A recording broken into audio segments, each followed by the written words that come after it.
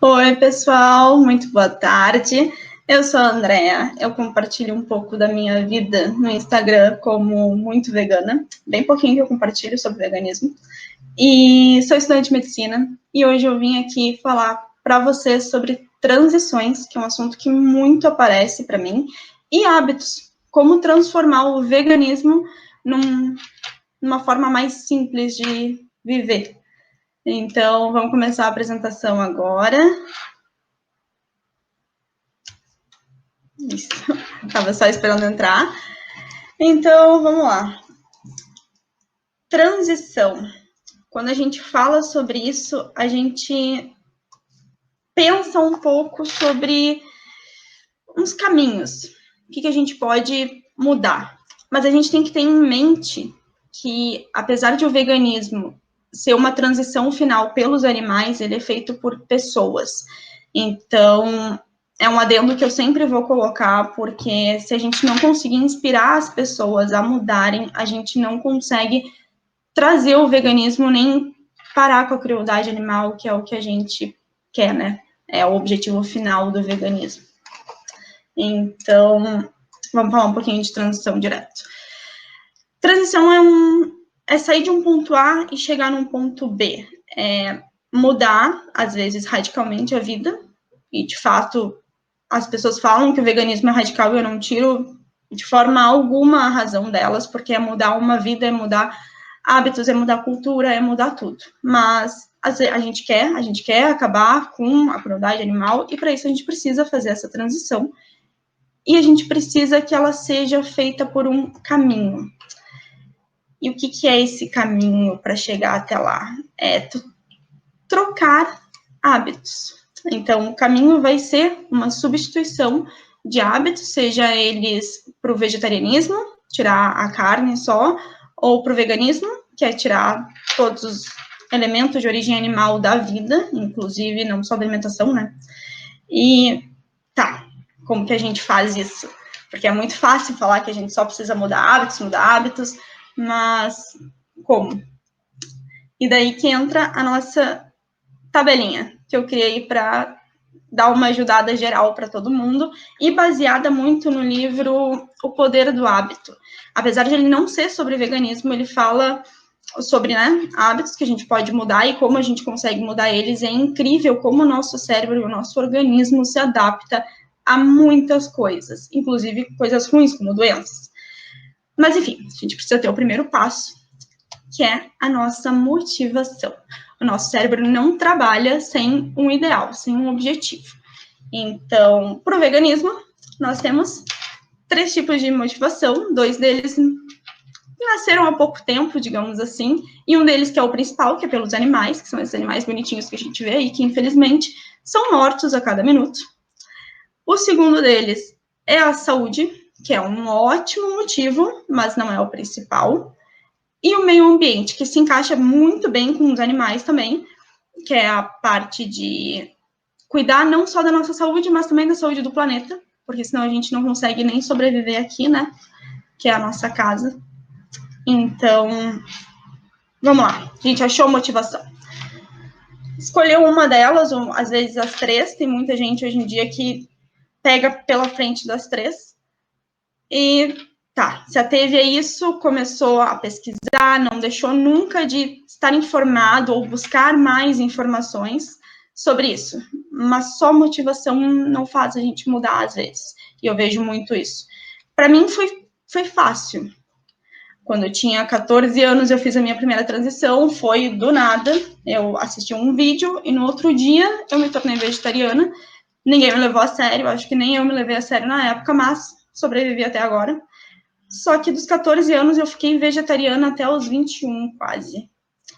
Foram quase 6 anos que eu não via nada sobre isso, não queria ver nada sobre crueldade animal, nada. Então eu deixei quieto. Não via nada, não me informava, não fazia a última transição, não conseguia alcançar o meu objetivo.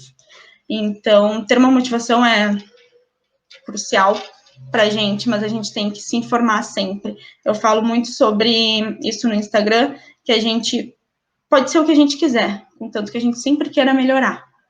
Então, isso até serve para as pessoas que discriminam os ovo-lacto-vegetarianos, porque eles já são alguma coisa, eles já estão fazendo a parte deles, e o ideal é que todo mundo melhore, né?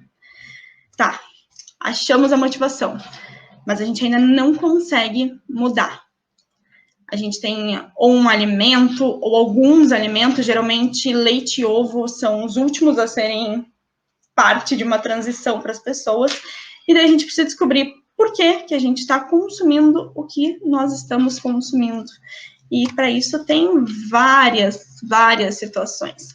Tu consome porque é um alimento gostoso, um alimento bonito, tu consome porque tu sai muito com teus amigos, tu consome porque ele tem um apelo afetivo para ti, e isso é muito comum, inclusive, a gente consumir alimentos por apelo afetivo. Eu, inclusive, quando eu era pequena, eu adorava comer carne moída. Era, quando minha mãe fazia, era tudo para mim. E eu nunca mais tinha sentido aquele gosto desde os 14 anos. Ano passado, eu consegui reproduzir o gosto com a carne de soja. Só adicionando temperos, fazendo algumas mudanças. Alguns até podem dizer, tipo, tu não lembrava mais do gosto, então só pensou sobre isso, mas veio a carga afetiva do alimento quando eu comi. Então, é super possível conseguir isso com alimentos de origem vegetal e faz uma parte importantíssima para a transição. Mas, enfim, descobriu. Vamos lá. De todos os motivos possíveis que tu parou para pensar, tu descobriu por que tu não consegue largar aquele alimento. Ainda assim, tem mais algumas partes. Quando que tu consome aquele alimento? É num café da manhã? São em eventos sociais com teus amigos, com a tua empresa? São em lanches? São uma janta? Tá acostumado a ter uma janta ou a ter um café da manhã sempre igual? Por nervosismo? A gente tem muita questão emocional ligada ao que a gente come, ou a tua família. Eu recebo muita pergunta de adolescentes que não conseguem cozinhar, que os pais fazem a comida e por isso eles não conseguem fazer uma transição mais simples.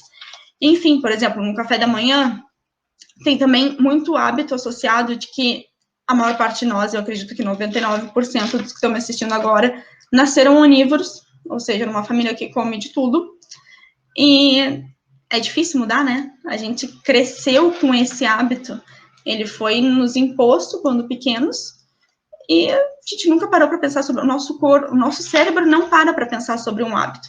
Então, quando tu era pequeno, tu até deveria pegar o queijo, olhar para ele, ver a textura. Mas hoje em dia, tu abre a geladeira, tu pega o queijo que está à mão. Às vezes nem importa qual é o queijo, qual é a marca, só o que está ali e tu come. Porque é um hábito. Tu já sabe que tu vai fazer isso toda manhã, ou que tu vai jantar sempre no mesmo horário, ou que naquela hora tu vai comer um lanche e às vezes já tá até acostumado com o tipo de lanche, porque tu já tá há 3 anos na faculdade, ou tu tá há 10 anos no mesmo emprego, e sempre tem aqueles alimentos que tu te apega.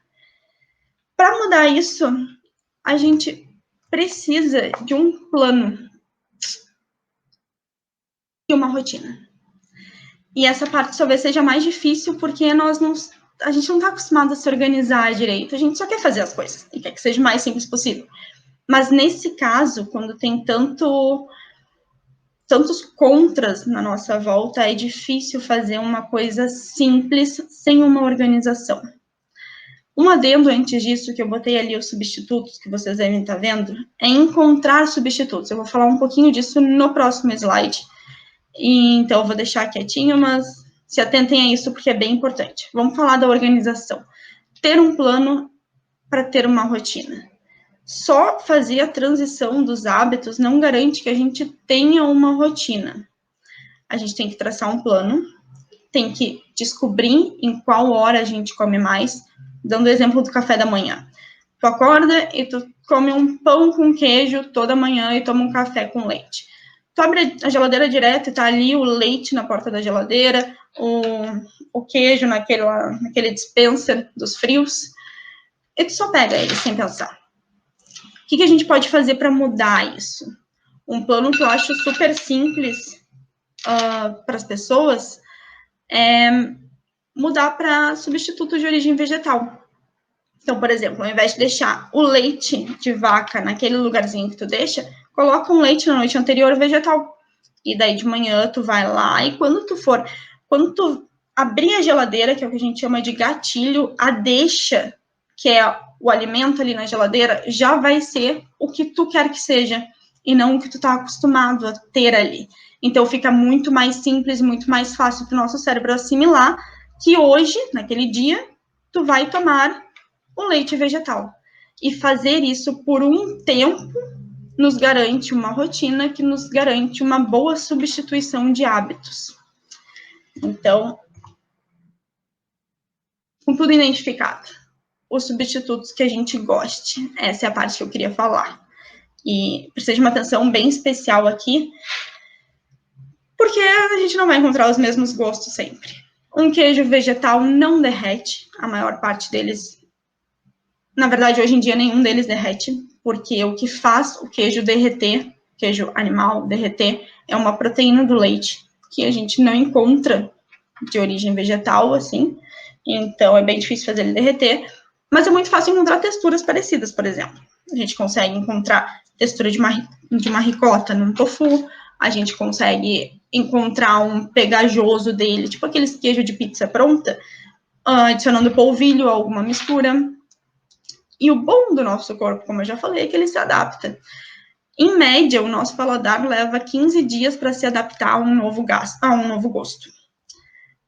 Eu descobri isso quando eu tentei tirar o açúcar do café.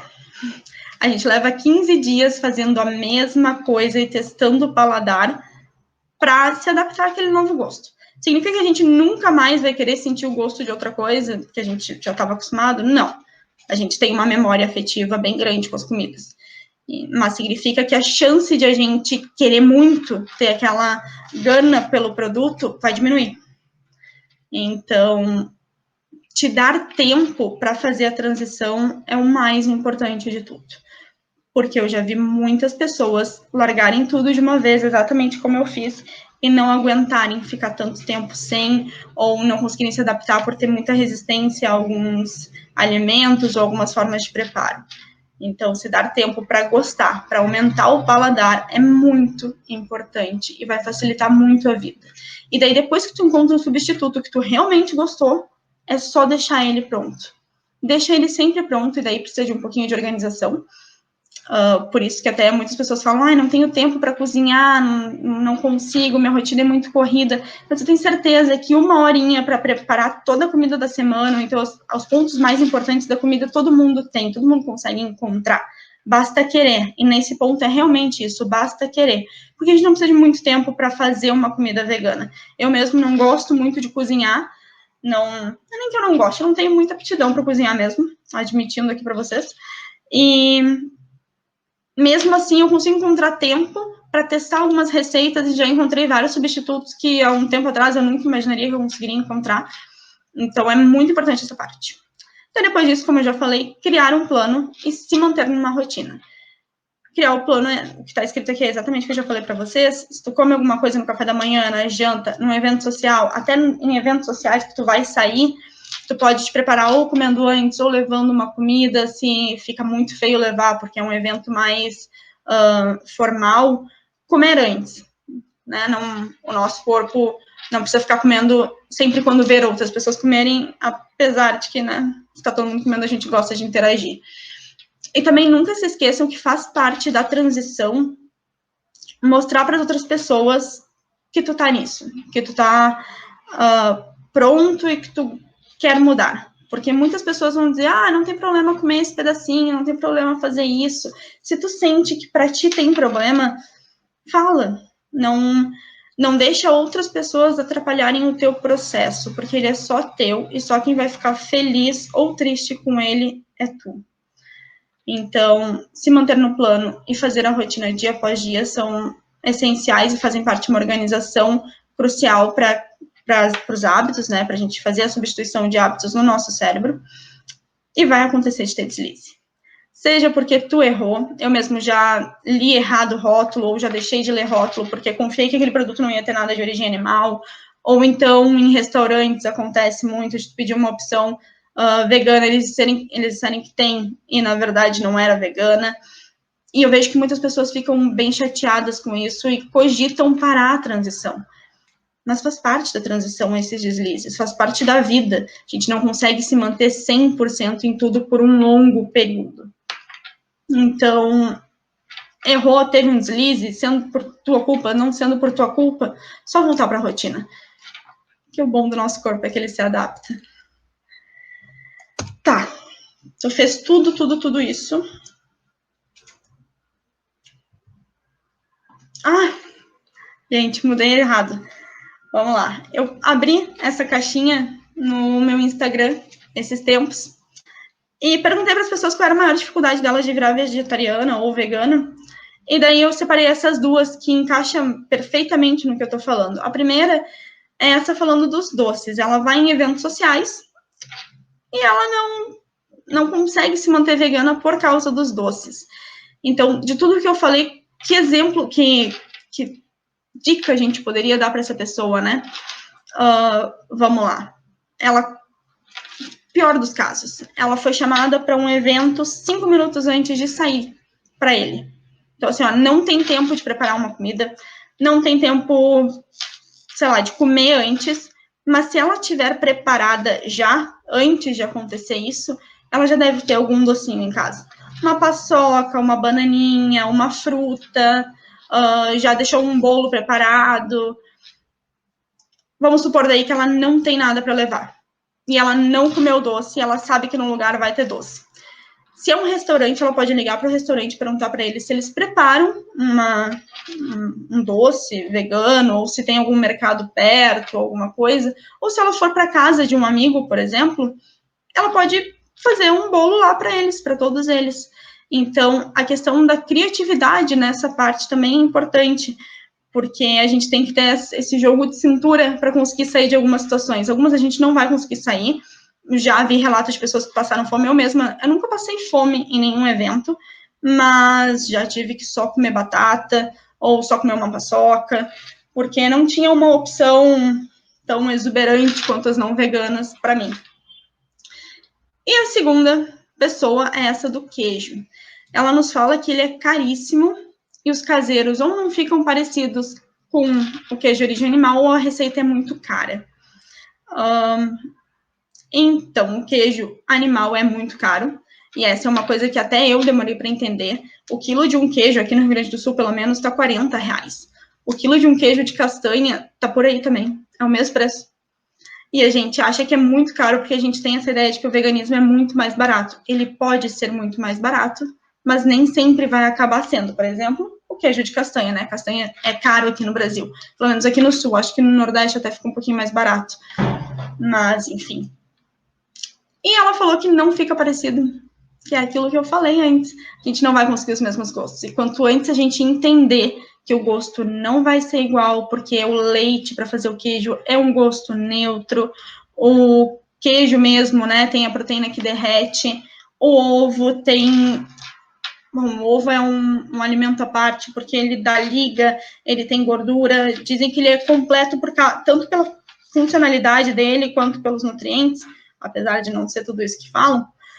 E, enfim, é bem difícil conseguir a mesma consistência, o mesmo gosto, a mesma textura do que dos produtos de origem animal. Mas isso não impede que o nosso organismo se adapte, o nosso paladar goste de outras fontes ou de outros produtos. Então, nesse caso, acho que faltou um pouquinho para ela tentar ficar um período a mais com algum queijo que ela tenha se adaptado com a textura, porque às vezes a gente se adapta com a textura, mas não se adapta ao gosto. Ou então a gente se adapta ao gosto, mas a textura não serve para tudo. E daí a gente tem que ir testando, ou com outras receitas, ou tentar um outro produto. A gente está com uma gama muito maior de produtos também que facilitam a transição. E sim, eu estou falando de todos os tipos de produto, inclusive aqueles que muitos veganos ignoram ou demonizam. Porque para quem está em transição, esses produtos são sim importantes. E não é legal demonizar nenhum tipo de alimento, por mais que ele seja industrializado. Alguma pessoa vai se beneficiar dele. Tá, a gente vai fazer todas essas mudanças, mas o que isso vai impactar no veganismo? Que aqui eu tô falando com você sobre a gente, sobre pessoas, e não tô falando muito sobre os animais ou como a gente melhorar a vida deles. Mas isso também entra na nossa transição de hábitos. A nossa recompensa, aqui, vocês podem ver que eu coloquei esse slide de um bonequinho vermelho, eu acho que na imagem eles queriam dizer que era alguma coisa ruim passando de pessoa para pessoa. Imaginem que o bonequinho é verde. É uma pessoa veganizando outras. E tem uma frase muito conhecida, que vocês já devem ter escutado, que é: nós somos a média das 5 pessoas que a gente mais convive. E isso é muito verdade. Talvez você demore alguns anos para ver, eu demorei muitos anos, pelo menos uns 10, por aí, mais ou menos. Como eu falei, eu fiz a transição para o vegetarianismo muito cedo, eu tinha 14 anos, e eu era a única no meu colégio a ser vegetariana. Eu sofri um pouquinho com isso, mas estou viva. E hoje, muitas pessoas daquela época são vegetarianas, são veganas. Minhas 2 melhores amigas, uma delas tem uma alimentação 90% vegana, a outra virou vegana esse ano. Não, desculpa, ano passado. E eu tenho certeza que foi um pouco por influência minha. E não porque eu mostrava para elas o tempo todo sobre os animais, sobre o que a gente fazia pelos animais, mas eu mostrava que era possível, porque as pessoas ainda têm essa ideia de que o vegetarianismo e o veganismo é mudar toda a vida e não conseguir fazer nada, e algumas pessoas ainda têm a ideia muito preconceituosa de que é vender arte na praia. E não é isso, a gente não faz parte de uma comunidade hippie. Se tu quiser fazer parte de uma comunidade hippie, tu pode, esse é um ponto extremamente bom do veganismo, tu pode ser um empresário em Nova York, ou tu pode vender tua arte na praia, que tá tudo certo, é só não maltratar os animais. Mas vamos falar um pouquinho do impacto que a gente faz individualmente antes. Em um dia vegano, tu mudou por um dia a tua alimentação, tu já vai economizar 1.100 galões de água, 20 quilos de grão, 10 metros quadrados de floresta, 9 quilos de CO2 e a vida de um animal. Daí tu pode pensar, eu não como animal por dia, que conta idiota. Mas não é. A gente realmente economiza a vida de um animal quando a gente vira vegano, porque não é só nós. E aí tá o ponto. Se a gente fosse comer esse animal, ele ia ser morto para nós e para mais pessoas. Mas quanto mais pessoas são veganas, menor é a procura pelos animais, e alguns não são mortos. Inclusive, ano passado, primeiro trimestre de 2020, diminuiu o abate de bois e vacas. Bois, vacas e porcos, desculpa. Então, parte disso é pelo aumento do preço, obviamente, o que é triste, mas uma boa parte também é pelo aumento do número de vegetarianos e veganos, que com a pandemia deu um estouro gigantesco. Mas voltando, essa frase é muito boa. Muitas pessoas pequenas, em lugares pequenos, fazendo coisas pequenas, podem mudar o mundo. E dessa frase eu só mudaria o podem. Elas vão mudar e nós estamos mudando o mundo. Tanto pela lógica capitalista, que muitos criticam, mas a gente tem uma infinidade de produtos veganos no mercado agora, e isso sim ajuda o movimento, porque é marketing gratuito. Tanto, né? Então, tanto pelo marketing, pelo capitalismo, tanto pelas pessoas que estão fazendo de pouco em pouco e agregando mais pessoas ao movimento, porque querendo ou não, quando a gente transforma a nossa vida, a gente transforma a vida de quem está junto da gente. Por mais que a gente não veja isso de início, os nossos hábitos, principalmente quando eles são corretos, e óbvio, eu não vou dizer aqui que os veganos são os mais corretos do mundo, porque eu estaria mentindo, né? Tem vegano bom e tem vegano mal, como qualquer pessoa. Mas quando a gente tem uma filosofia ou uma ideologia que é correta e não tem como alguém ter um argumento contra, todos os argumentos são completamente combatíveis, as pessoas tendem a ter um olhar mais aberto. Elas tendem a querer entender daquele mundo e talvez mudar em algum ponto. Óbvio, cada um tem o seu tempo, então pode demorar, mas tenham em mente que a gente consegue transformar a vida das pessoas. E a gente consegue transformar pelo exemplo. Não adianta tu sair gritando no ouvido da pessoa que ela mata animais, que os animais sofrem, que eles têm sistema nervoso, que plantas não sofrem, que ela deveria comer planta. Não vai adiantar. Muitos poucos viram veganos por causa disso, ou vegetarianos até. Até tu pode dizer, mas tu mesma viu um documentário e no outro dia virou vegetariana. Sim, mas eu não tinha quem me mostrasse isso antes, não com certeza eu teria me tornado vegetariana antes. mas a maior parte das pessoas que eu vejo que disseram, vi um documentário e virei vegetariana, ou vi um documentário e virei vegana direto, elas já tinham tido um contato com alguém que seja vegetariano ou vegano. Porque senão as pessoas não fazem muita ideia de como é o estilo de vida, e muitas delas ainda não conhecem o Google, por incrível que pareça, elas não sabem que elas podem pesquisar e que vai aparecer os resultados que elas querem. Elas se identificam com pessoas, e se identificar com pessoas faz elas cogitarem mudar também. Então, tu tem um hábito saudável para o veganismo, como mostrar que tu pode comprar numa feira e sair mais barato, por exemplo, ou que tu pode fazer comidas super gostosas. Inclusive, a minha melhor amiga está conseguindo veganizar a outra por causa das comidas gostosas que ela faz. Ou então que tu é uma pessoa com compaixão e que a tua compaixão não se limita. Tu não precisa nem falar isso para outra pessoa, mas de ela saber que tu tem isso como filosofia de vida, deixa ela pensativa. E é bizarro pensar, porque às vezes a gente não nota. Eu mesmo não notava, nunca ia imaginar que metade das pessoas que virou vegetariana depois do colégio viraram. Eu juro, não passava pela minha cabeça. Eu acredito que não passe pela cabeça de vocês também, que a maior parte dos amigos de vocês pode virar vegetariano. É só eles terem um exemplo bom e que eles se identifiquem.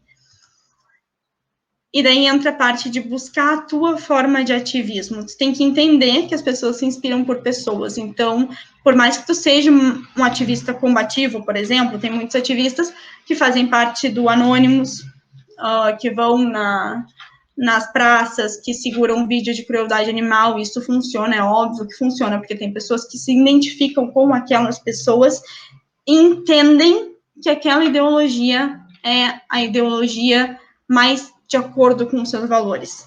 Então, é uma junção de fatores. Tu ser uma pessoa que inspira outras, você pode ter certeza que tu vai inspirar alguém. Ninguém gosta do meu jeito. Sim, alguém vai gostar do teu jeito de falar, do teu jeito de agir, do teu jeito de mostrar sobre o veganismo. E tu vai inspirar aquela pessoa. Então, a segunda parte na forma do teu ativismo é tu ser aquilo que tu gostaria de ser, e não aquilo que tu acha que tu deve ser. As pessoas vão te seguir pelo que tu for, pelo que tu implementa na tua vida, pela forma que tu mostra isso. Vamos só relembrar que, em média, 11.354 galinhas morrem por minuto, 81 suínos e 56 bois. Cada pessoa que se torna vegana diminui em 1 isso daí por minuto. Parece que a gente nunca vai alcançar o fim da crueldade animal, mas sim a gente vai. Se agora tiver, não sei, 100 pessoas me ouvindo aqui, já são 100 pessoas, que talvez influenciem mais 100 pessoas, que talvez influenciem mais 100 pessoas. E assim a gente vai conseguir diminuir esse número. Mas ele ainda é bem expressivo e a gente precisa que muitas pessoas se engajem com isso.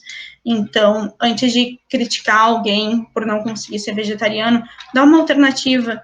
Diz para ela reduzir um pouco aqui, para ela seguir um plano de hábitos para conseguir fazer uma transição melhor. Tudo isso vai impactar na forma como os animais vão viver. É isso, é pelos animais e só nós podemos fazer algo por isso. Obrigada.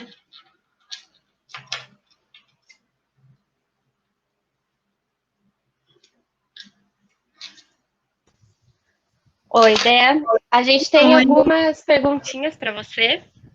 A Jaqueline falou que viu você comentando sobre o plano, mas como que ela deve prosseguir se ela depende de outra pessoa para fazer esse plano? Ela perguntou ainda se ela deve deixar a pessoa.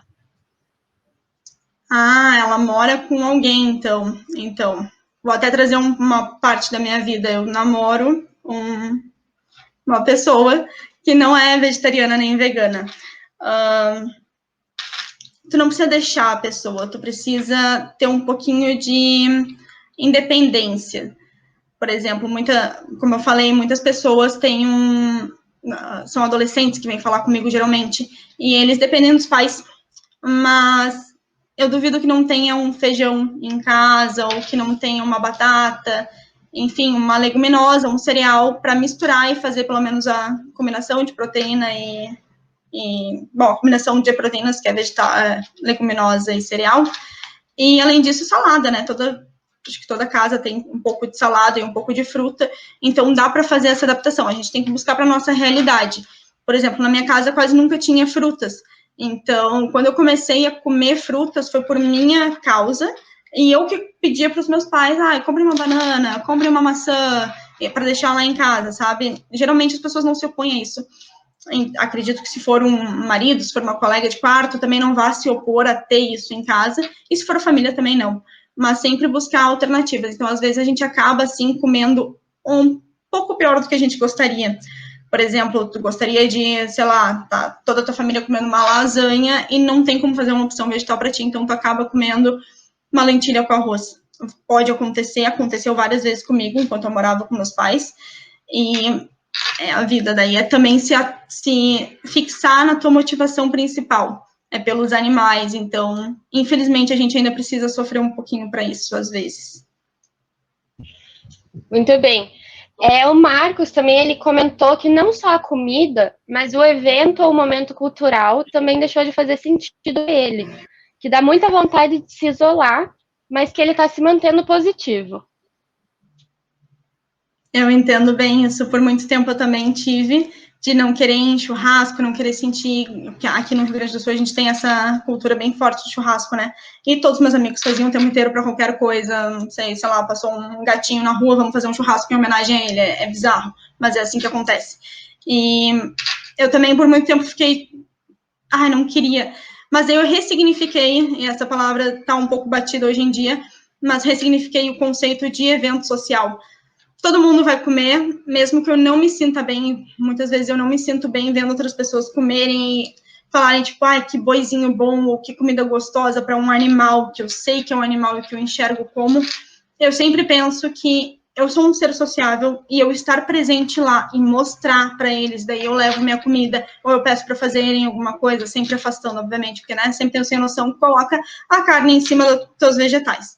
Mas, enfim, tendo esse controle e mostrando que a nossa comida também é boa e que dá para fazer churrasco com ela, e que o churrasco ou qualquer outro evento social é um evento social e não um evento para comer, é muito importante. E isso faz muita diferença também no nosso ativismo.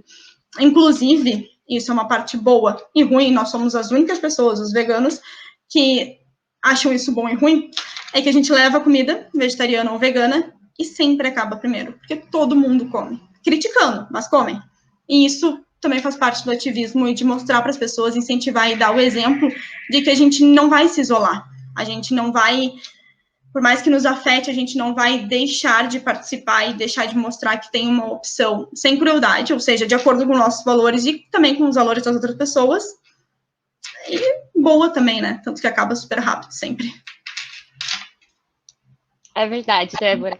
E Deia, quer dizer, a Camila tinha feito uma pergunta, mas você acabou respondendo na sua fala. Ela tinha falado sobre as derrapadas, se elas são naturais e que ela sente que pode engajar o hábito novamente. E se você quiser comentar sobre isso e mais alguma coisa para a gente finalizar também.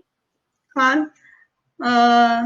Então, sim, é muito natural e é só voltar. E acontece, eu recebo muitas pessoas falando que elas se sentem culpadas pelos deslizes. E é comum esse sentimento de culpa porque tu fez alguma coisa que não está condizente com o que tu quer, mas acontece, a gente faz isso todos os dias, desde o momento que a gente acorda até o momento que a gente vai dormir, a gente faz escolhas erradas para nós. Mas é só voltar para o plano original. E por isso é importante a gente ter o plano, inclusive. Porque se tu sabe que aquele é o objetivo final e que aquele é o caminho que tu planejou, é só voltar e tá tudo tranquilo e não precisa se sentir culpada também. Eu sei que não foi o que ela falou, mas serve para mais pessoas. A culpa só vai te deixar pior e não vai te deixar focar no que realmente precisa ser focado. Muito obrigada, Deia.